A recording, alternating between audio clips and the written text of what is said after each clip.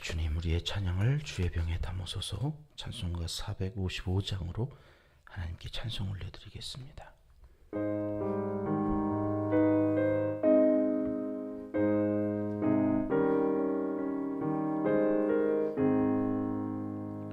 주님의 마음을 본받는 자, 그 마음의 평강이 찾아오면 험악한 세상을 이길 힘이 하늘로부터 임함이로다. 주님의 마음 본받아 살면서 그 거룩하심 나도 이루리. 주 모습 내 눈에 안 보이며 그 음성 내 귀에 안 들려도 내 영혼 날마다 주를 만나 신령한 말씀을 배우도다. 주님의 마음 본받아 살면서 그 거룩하심 나도 이루리. 가는 길 거칠고 험하여도 내 맘에 불평이 없어짐은 십자가 고난을 이겨내신 주님의 마음 본받음이라. 주님의 마음 본받아 살면서 그 거룩하심 나도 이루리.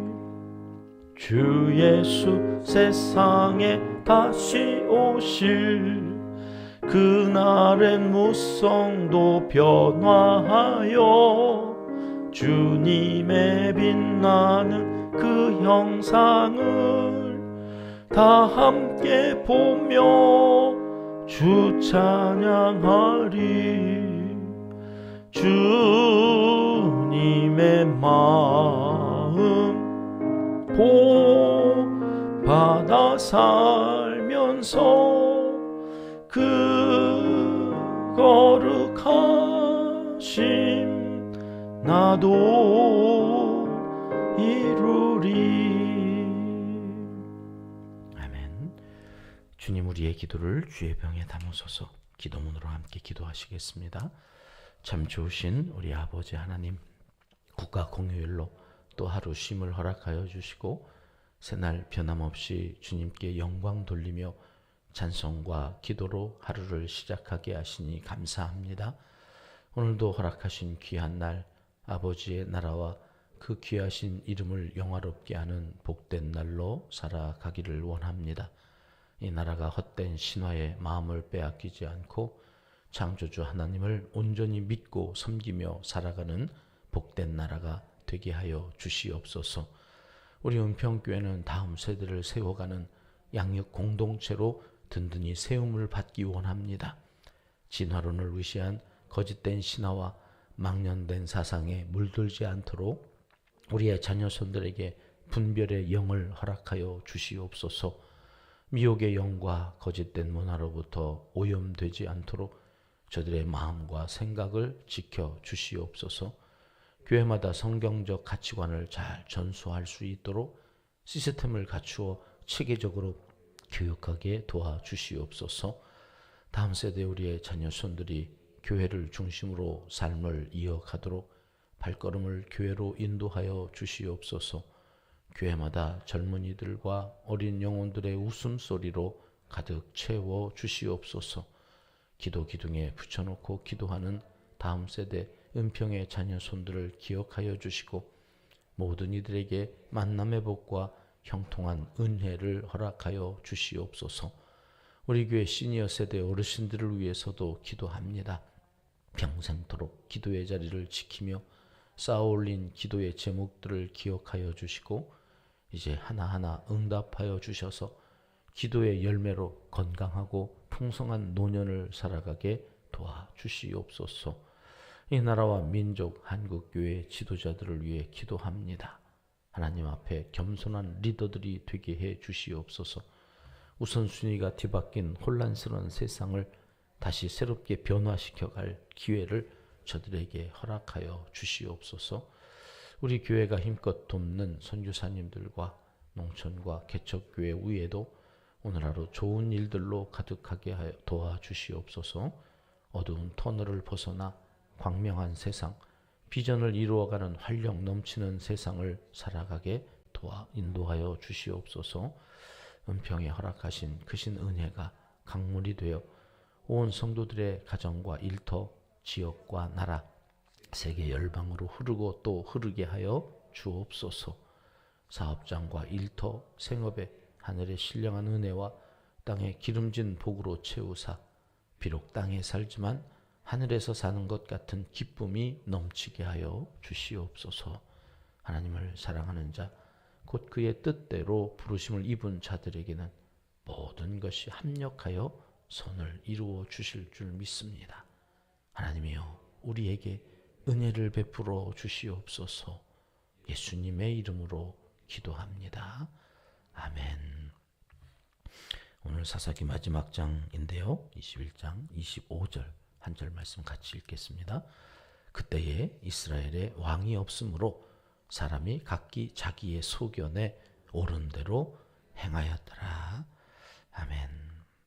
베냐민 땅 기브아에 살던 불량배들 몇 사람이 레위인의 첩을 욕보여서 밤새 시달리던 그 여인이 죽었습니다. 너무나 억울했던지 레위인이 그 첩의 시체를 12덩이로 토막을 내서 각 지파에 보냈고 이스라엘 11지파는 베냐민 지파와 전쟁을 치렀습니다. 이제 그 결과 사사기 20장 어제 46절에 이런 말씀이 기록되어져 있는데 같이 읽어봅니다. 이날에 베냐민 사람으로서 칼을 빼는 자가 엎드러진 것이 모두 25,000명이니 다 용사였더라. 용사 25,000명이 죽었어요. 당시 베냐민 지파 숫자가 몇 명이었냐면 45,600명이에요. 그 중에 25,000명이 죽었다는 건 어마어마한 숫자가 죽은 거죠. 그런데 그것으로 끝나지 않았고 또 47절, 48절에 이렇게 연이어서 어떤 결과가 있었는지를 우리에게 가르쳐 주십니다. 같이 읽겠습니다. 베냐민 사람 600명이 돌이켜 광야로 도망하여 림몬 바위에 이르러 거기에서 넉 달 동안을 지냈더라. 이스라엘 사람이 베냐민 자손에게로 돌아와서 온 성읍과 가축과 만나는 자를 다 칼날로 치고 닥치는 모두 다 불살랐더라. 그것으로 끝난 게 아니라 이제 600명은 도망쳐서 그곳에서 있는데 성읍은 다 불사르고 거기에 있는 가축까지도 다 도륙해서 다 죽여버렸어요. 이렇게 20장이 끝나고 오늘 21장에 오면 이게 그렇게 해놓고도 이스라엘 백성들이 화가 풀리지 않았나 봐요. 1절 말씀에 이렇게 맹세합니다. 같이 읽겠습니다. 이스라엘 사람들이 미스바에서 맹세하여 이르기를 우리 중에 누구든지 딸을 베냐민 사람들에게 아내로 주지 아니하리라 하였더라. 딸을 주지 않겠다. 씨를 말리겠다는 거죠. 베냐민이라고 하는 지파를 완전히 끝장내버리겠다. 그렇게 맹세를 했다는 거예요. 근데 그렇게 맹세를 하고는 금방 다시 또 깨달은 게 뭐냐? 우리 형제 이 12지파 이게 하나님께서 우리에게 허락하신 복인데 어떡하지? 이렇게 또 생각한 거예요. 형제잖아요. 아무리 미워도 미디안이나 블레셋 같은 외적이 아니라 함께 하나님의 백성, 우리 가나안 땅을 차지한 하나님의 사람들이라는 것을 깨닫고는 이들이 울면서 이렇게 기도를 합니다. 3절 말씀인데요. 같이 읽겠습니다. 이르되 이스라엘의 하나님 여호와여 어찌하여 이스라엘에 이런 일이 생겨서 오늘 이스라엘 중에 한 지파가 없어지게 하시나이까 하더니, 하나님이 이 기도를 들으시면 무슨 생각을 하셨을까? 그런 생각을 해봅니다. 아니, 지네가 다 해놓고 왜 책임은 나한테 지래? 여러분, 삶이 그런 것 같아요. 문제는 내가 저지르는 거예요. 오늘 당하는 고난과 이해할 수 없는 여러 가지 그 복잡하고 혼란스러운 상황은 다 내가 저질러 놓은 건데, 우리는 하나님한테 이렇게 기도해요. 어찌하여 한 지파가 끊어지게 됐습니다. 하나님이 하게 하신 겁니까? 주더리 해놓고 왜 하나님한테 따져 묻는지 모르겠어요. 그리고 깨달은 게 그거예요. 야, 한 지파가 끊어지게 됐다고 하는 것, 이게 팩트죠. 이걸 깨달은 거예요. 진작에 맹세하기 전에 깨달았어요. 진작에 저들을 저렇게 불살라서 다 죽이기 전에 깨달았어요. 근데 이제 다 저질러 놓고 맹세까지 해놓고, 야, 이걸 어떻게 하지? 하나님 앞에 나와서 그렇게 하소연했다는 거예요. 그래서 어떻게 하기로 했답니까? 4절 말씀이요. 같이 읽습니다. 이튿날에 백성이 일찍이 일어나 거기에 한 제단을 쌓고 번제와 화목제를 드렸더라. 그 와중에 일찍 일어나서 예배하기로 했다는 거예요. 그래서 번제를 드리고 화목제를 드려요. 이렇게 엉터리 신앙을 가지고 있는데도 불구하고 한 가지 발견한, 그나마 다행이다, 뭐 이런 거를 억지로라도 오늘 본문에서 찾으려고 묵상하다가, 그래도 이들에게 신앙의 전통은 있었구나. 이런 힘들고 어려운 상황이 되면 기도해야 돼, 예배 드려야 돼, 이런 상황 가운데에서 맹세한 거는 지켜야 돼, 이런 거는 또 있었던 거예요. 이들이 하나님 앞에서 한 맹세는 어떤 일이 있어 하늘이 두 쪽이나도 지켜야 된다고 하는 것이 이스라엘의 신앙 전통이거든요. 그거를 지켜오고 있다고 하는 뭐 신락 같은 희망이라고 그럴까요? 그리고 번제하고 희생 제물을 드려서 화목제로 하나님 앞에 영광을 올려드려요. 근데 여러분, 거기까지 형식만 있어요. 맹세한 건 지켜야 돼, 안 지키면 우리는 벌받아, 뭐 이런 두려움이 있는 거죠. 믿음이 아닌 거예요. 신앙이 아닌 거예요. 번제와 화목제의 그럴듯한 모양은 있는데 그거 해놓고 이들이 그래서 어떻게 했답니까? 여기에 이 예배, 번제와 화목제를 드리는 이 현장에 없는 사람들이 누구지? 이렇게 여기 다 지파가 와서 하나님 앞에 예배를 드리는데 여기에 오지 않은 사람들을 찾아가지고 다시 또 헛된 맹세를 해요. 보니까 길르앗 야베스 사람들이 여기 안 왔다는 거예요. 여기 오지 않아서 결국에는 맹세하지 않은 그 사람들의 여자를 취해서 베냐민 사람들한테 줘야 되겠다, 이렇게 생각이 돌아가서 길르앗 야베스 사람들을 다 또 쳐 죽여요. 그리고 처녀, 남자를 가까이 하지 않은 여자 400명만 살려서 베냐민 사람들한테 줬다는 거예요. 거기는 몇 명이 숨었다고 그랬어요? 림몬 바위에 600명. 400명은 그렇게 해서 해줬는데 200명은 어떻게 하라는 거예요? 그러니까 그 200명을 위해서 또 골똘히 생각하다가 실로에서 축제가 있는데 그 축제에 참여한 춤추는 여자들 200을 사로잡아가지고 이쪽 베냐민 남자들에게 줘야 되겠다, 이런 말도 안 되는 결정을 했다는 거예요. 왜 이런 말도 안 되는 일들을 예배드리는 순간에 저들이 모여가지고 여호와의 이름으로 맹세까지 하면서 하게 되어졌다고 성경은 말씀하십니까? 25절 사사기 마지막 장 마지막 절에 또다시 이렇게 하나님은 결론적으로 말씀하시는 거죠. 같이 읽겠습니다. 그때에 이스라엘에 왕이 없으므로 사람이 각기 자기의 소견에 옳은 대로 행하였더라. 말씀 그대로예요. 왕이 없으니 자기 소견에 옳은 대로. 왕이 없다는 말은 무슨 말일까? 오늘 마지막 절에서 다시 한번 정리가 되는데, 삶의 기준이 없다는 거구나. 왕이 없다는 것은 삶의 기준이 없으니 무엇이 옳고 무엇이 그른지를 자꾸 헷갈리는, 그러니까 마음에 생각나는 대로, 그것이 하나님과 아무 상관이 없다고 하는 것을 저들은 모른 채 하나님의 이름만 거들먹거리면서 저들이 하고 싶은 대로 하면서 살았다는 것이구나. 여러분, 기준이 얼마나 중요합니까? 우리 그리스도인들의 삶의 기준은 무엇일까요? 두말할 것도 없이 예수님의 삶이 기준입니다. 율법이 기준이 아니라 예수 그리스도, 그분이 베풀어 주신 은혜가 삶의 기준이 되어야 합니다. 이 말은 다른 말로 거저 주셔서 거저 받은 사랑으로 우리가 구원을 얻었기에 우리도 우리가 살아가는 일평생 그 은혜에 보답하는 마음으로 거저 주는 사랑의 통로, 복의 통로로 살아야 된다는 말입니다. 사랑이 빠졌습니다. 명분은 있고 그렇게 해도 될 거라고 하는 저들의 정의에 대한, 공의에 대한 율법을 지켜야 된다고 하는 그러한 마음은 있지만 거기에 빠져 있는 것이 무엇이었어요? 사랑이었어요. 오늘 또 우리가 찬양을 드렸듯이 주님의 마음을 본받는 사람, 그가 그리스도인입니다. 이스라엘 백성들이 사사시대에 왕이 없어서 행한 일이 무엇이라고 결론적으로 말씀하십니까? 그 귀하고 소중한 생명을 경시한단 말입니다.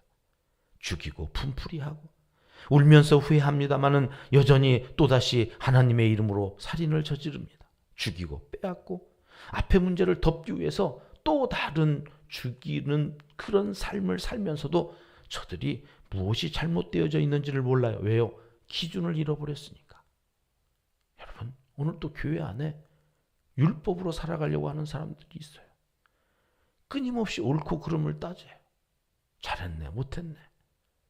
여러분, 거기에 뭐가 빠져 있다고요? 왕이신 하나님의 마음이 빠져 있다. 내 삶 속에서도 끊임없이 우리가 확인할 것은 오늘 또 내가 얼마나 나를 사랑했을까? 오늘 또 죄짓지요. 오늘 또 마음으로 생각으로 끊임없이 우리의 죄성이 우리를 괴롭히지요. 여러분, 그때 율법을 들고 서면 나는 살아갈 힘이 없어요. 나 같은 게 살아서 또 실수하고 목사라고 하는 게 어떡하라고 끊임없이 절망할 수밖에 없거든요. 마귀가 자꾸 율법을 가지고 우리를 참소하기 때문에 그래요. 그때 성령의 음성을 들으셔야 돼요. 그래서 주님이 죽으셨잖아. 그래서 오늘 또 주님이 너를 위해서 빌고 하나님 보좌 우편에서 너를 위하여서 오늘 또 간구하는 그 기도, 그 성령의 음성으로, 그리고 나를 긍휼히 여기는 마음, 그것이 주님의 마음이요. 여러분, 내가 그런 긍휼하심을 받았기 때문에 나에게 섭섭한 사람 용서하는 거예요. 나에게 잘못한 사람들을 이해하는 거예요. 저도 나처럼 연약한 인간이라. 그게 주님의 마음이죠. 여기 사사기에 그 마음이 빠져 있다고요. 하나님의 마음, 왕이신 그분의 마음. 오늘 또 기도하며 우리 안에 그 왕의 마음, 예수 그리스도의 마음, 그 마음이 회복되어지는 복된 예배의 시간, 기도의 시간. 어제 우리가 솔로몬을 통해서 확인했습니다만, 여러분, 우리가 그 하나님 앞에서 하나님이 기뻐하시는 것을 계속해서 예배를 통하여 확인하는 시간이 은혜의 시간이다. 예배 때 다른 것이 아니에요. 죄인이 하나님 앞에 예배자로 설 수 있다고 하는 그 은혜, 죄 사함의 은혜.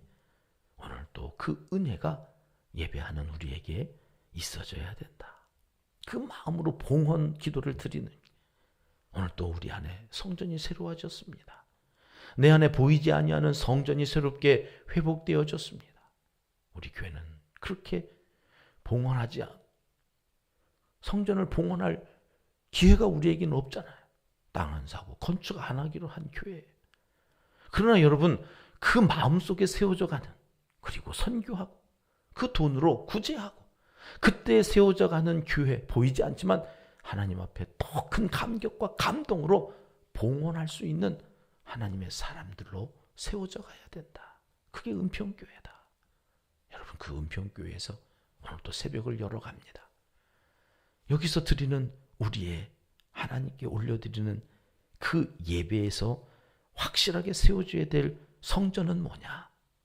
구원의 감격과 오늘 또 사랑해 주신 그 사랑으로 만나지는 사람들을 사랑하며 살아가기로 결단하는 거예요.